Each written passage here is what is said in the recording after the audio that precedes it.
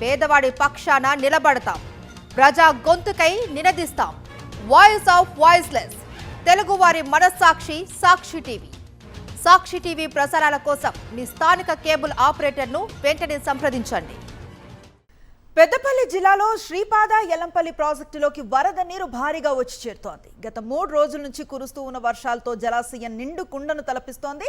Project పూర్తి స్థాయి నిల్వ సామర్థ్యం 20.175 టీఎంసీలు కాగా ప్రస్తుతం 9 టీఎంసీల నీరు నిల్వ ఉంది. ప్రాజెక్టు ఇన్ఫ్లో 3665 క్యూసెక్కులు కాగా అవుట్ఫ్లో 452 క్యూసెక్కులుగా ఉంది. హైదరాబాద్ మెట్రో వాటర్ సప్లైకు 331 క్యూసెక్కులు, ఎన్టీపీసీ అవసరాల నిమిత్తం 121 క్యూసెక్కుల నీటిని విడుదల చేస్తున్నట్లుగా నీటి పారుదల శాఖ అధికారులు తెలిపారు. వరంగల్ జిల్లాలో కురిసిన వర్షాలకు చెరువుల్లో వర్షపు నీరు భారీగా చేరుతోంది. గత 2 రోజులుగా కురుస్తూ ఉన్న వర్షాలకు రాయపర్తి మండలం రాగన్నగూడెంలో వనంవారి మాటు అలుగు పారింది.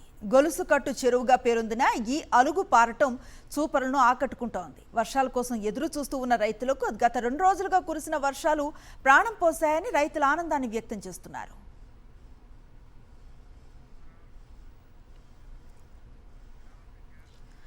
మహబూబాబాద్ జిల్లా కొత్తగూడెం, గంగారాం ఉమ్మడి మండలాల్లో 3 రోజులుగా వానలు దంచి కొడుతున్నాయి.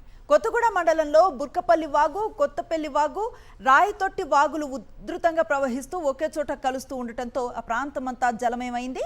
ఈ వరద నీరంతా వరంగల్ జిల్లాలో పాకాల సరస్సుకు వచ్చి చేరుతోంది. దీంతో సరస్సు జలకళను సంతరించుకుంది.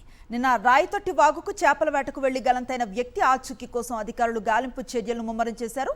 వరదలు తగ్గే వరకు చెరువులు దాటొద్దని, చేపల వేటకు వెళ్లొద్దని ప్రజలకు పోలీసులు కౌన్సిలింగ్ ఇస్తున్నారు.